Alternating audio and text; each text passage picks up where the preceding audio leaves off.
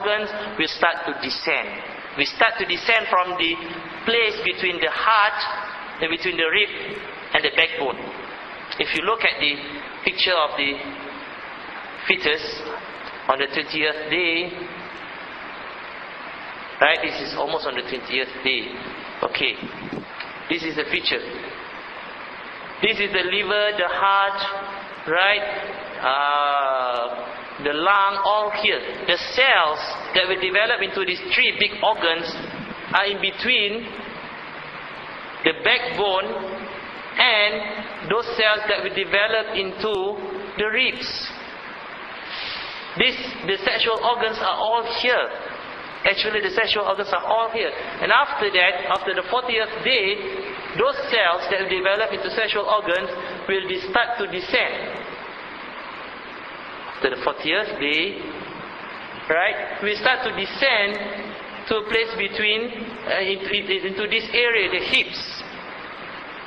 Into the hips. The male organs will not appear first. The testicle will not appear. It's just like, the testicle is just like the ovaries for females. It develops between the hips. Okay?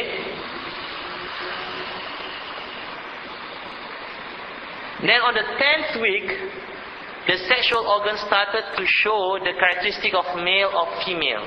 If it is a female, then there is a cleave between the legs. If it's a male, then there is something that starts to protrude out, the penis. Okay? But the testicle is still not developed yet for male. On the 17th week, the sexual organs are fully developed. If it is a female, then the ovaries will be there, the fallopian tube will be there, the womb will be there. On the 20th week, the testicle for the male organ will start to descend. Because the testicle is actually the ovaries for female. Those things that develop here, right, on the 20th day, those cells that develop together with the heart, the lung, the liver, they will descend, right?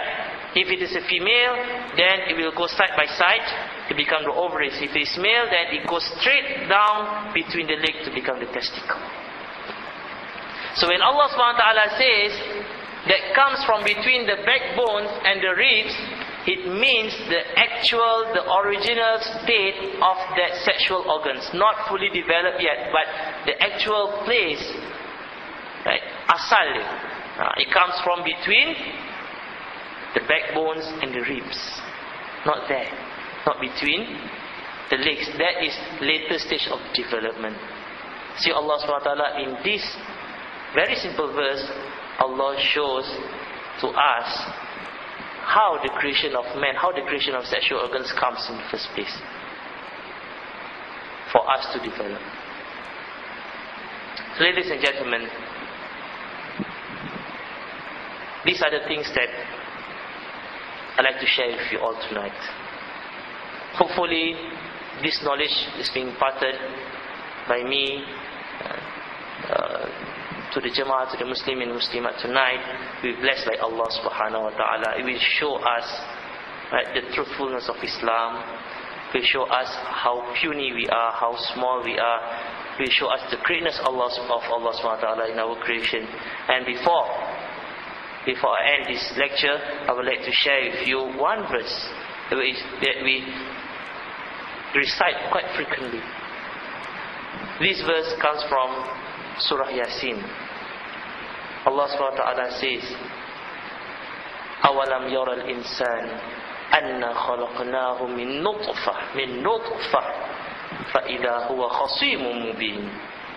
Do man not see that it is we, that is Allah, who created him from nutfah, from a small part, a droplet of water, from a water that's been despised, sperm. Yet behold, he stands forth. When he grows big, he grows strong, he stands forth as an open adversary to Allah subhanahu wa ta'ala. Means he defies Allah subhanahu wa ta'ala openly. This is human. Hopefully we're not among those that Allah says in this surah. But generally, human are like that. You've been created for something that is small, something that is being despised, something that can go wrong infinite number of ways.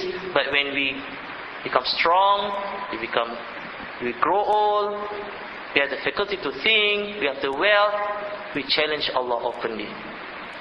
We challenge Allah openly by defying His orders, by doing what He forbids us from doing. That is challenging Allah subhanahu wa ta'ala openly. And those who challenge Allah subhanahu wa ta'ala openly, he will know his place in the hereafter. Allah will put him in his proper place. Hopefully Allah subhanahu wa ta'ala will place us in his Jannah. Allah subhanahu wa ta'ala will turn us away from his nar. Allah subhanahu wa ta'ala will make us among his ibad as-salihin. Wallahu a'lam bis-shawab. أقول قولي هذا وأستغفر الله العظيم لي ولكم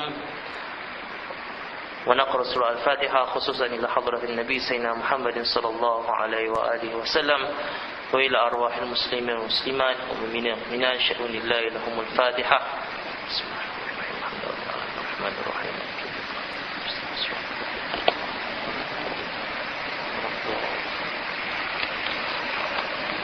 Before we recite the dua, there is two questions here. Question number 1: mankind has embarked on a quest to search for extraterrestrial intelligence, Project SETI, in the other solar systems and planet. What does Islam Al-Quran says about the possibility of other intelligent form except jinn in other solar system? Well, inshallah, I will be giving a full lecture to answer this question tomorrow at Masjid Al-Kaf, Kampung Melayu. So who's interested to attend, to know the answer, falyatafaddal. He's most welcome to attend my lecture tomorrow at Masjid Al-Kaf, specifically to address this question. Question number 2: our modern science has limited the speed to the speed of light, the theory of relativity, which also means there is no possibility for us to reach other solar system. What is my opinion? Well, I'm not a scientist. There's no impossibility to Allah subhanahu wa ta'ala. What Allah has set limit for us, the speed of light, is for us to consider, is for us to think that however advanced our technological achievement is, we still cannot beat the speed of light.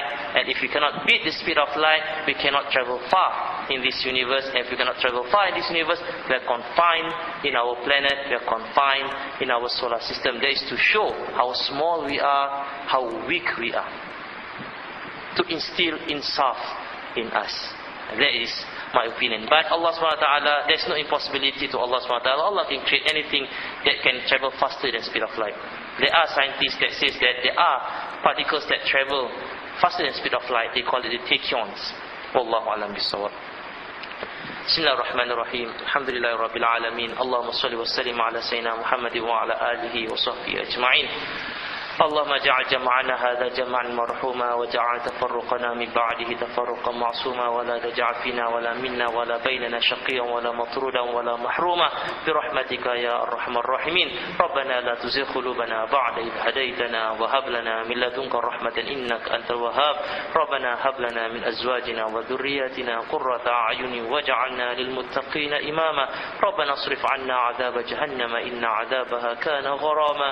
ربنا آتنا من لدنك رحمة وهيئ لنا من أمرنا رشدا وهيئ لنا من أمرنا رشدا وهيئ لنا من أمرنا رشدا. ربنا آتنا في